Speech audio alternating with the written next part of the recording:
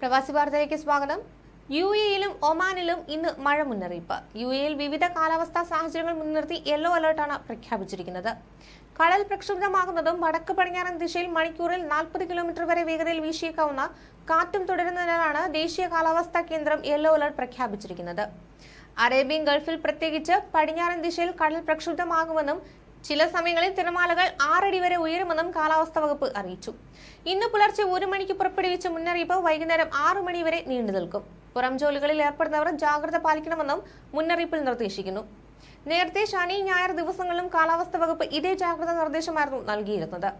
ഇന്ന് രാവിലെ ഫുജൈറയിലും ഖോർഫഖാനിലും ചിലയിടങ്ങളിൽ നേരിയ മഴ പെയ്തിരുന്നു. കിഴക്കൻ തീരങ്ങളിലെ ചില പ്രദേശങ്ങളിൽ തിങ്കളാഴ്ച ചെറിയ മഴയ്ക്ക് സാധ്യതയുണ്ടെന്ന് ദേശീയ കാലാവസ്ഥാ കേന്ദ്രം മുന്നറിയിപ്പ് നൽകി. സ്റ്റോം സെന്റർ സോഷ്യൽ മീഡിയയിൽ പോസ്റ്റ് ചെയ്ത വീഡിയോകളിൽ രാജ്യത്തിന്റെ വിവിധ ഭാഗങ്ങളിൽ കനത്ത ചാറ്റൽ മഴയും നേരിയ മഴയും ലഭിക്കുന്ന ദൃശ്യമായിരുന്നു.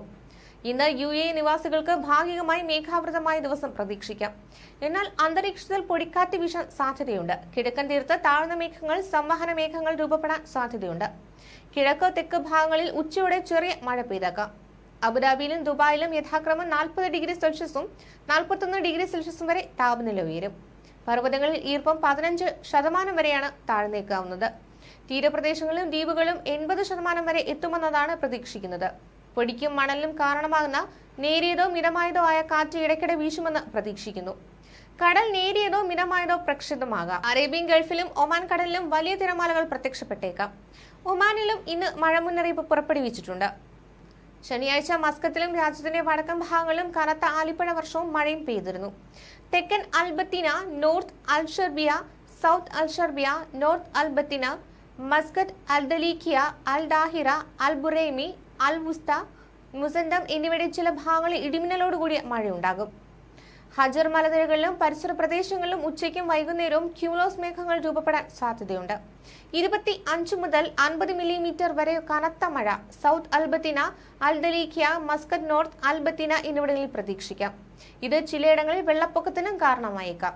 കാറ്റ് 65 കിലോമീറ്റർ മണിക്കൂറിൽ വരെ ശക്തമായിരിക്കാം. ഇത് പൊടിക്കാറ്റിനും തിരശ്ചീന ദൃശ്യപരത കുറയ്ക്കുന്നതിനും കാരണമായേക്കും. ഒമാൻ കടലിന്റെയും അറബിക്കടലിന്റെയും തീരപ്രദേശങ്ങളിൽ 4 മീറ്റർ വരെ തിരമാലകൾ ഉയരാൻ സാധ്യതയുണ്ട്. അതിനിടെ ഇന്ന് സൗദിയിലും മഴ മുന്നറിയിപ്പുണ്ട്. ജിസാനിൽ കഴിഞ്ഞ ദിവസം പെയ്ത മഴയിൽ വ്യാപക നാശനഷ്ടമാണ് റിപ്പോർട്ട് ചെയ്തിട്ടുള്ളത്.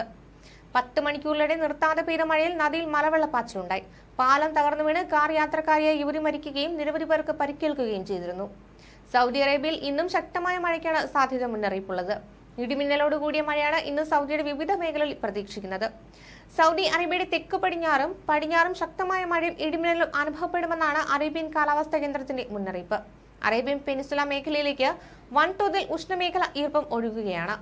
ഇതിന്റെ ഫലമായി രാജ്യത്തിന്റെ തെക്ക് പടിഞ്ഞാറും അന്തരീക്ഷ അസ്ഥിരത കൂടുതലായി ബാധിക്കുമെന്ന് പ്രതീക്ഷിക്കുന്നതായി അറേബ്യ കാലാവസ്ഥാ കേന്ദ്രത്തിലെ വിദഗ്ധർ പറഞ്ഞു. ജിസാൻ, അസീർ, അൽബഹ, മക്ക, അൽ ബുഖർമ എന്നീ പ്രദേശങ്ങളിലെ വിവിധ ഭാഗങ്ങളിലും മദീനയുടെ ചില ഭാഗങ്ങളിലും തിങ്കളാഴ്ച ഉച്ചതിരിഞ്ഞ് സംവഹന മേഘങ്ങൾ രൂപപ്പെടും.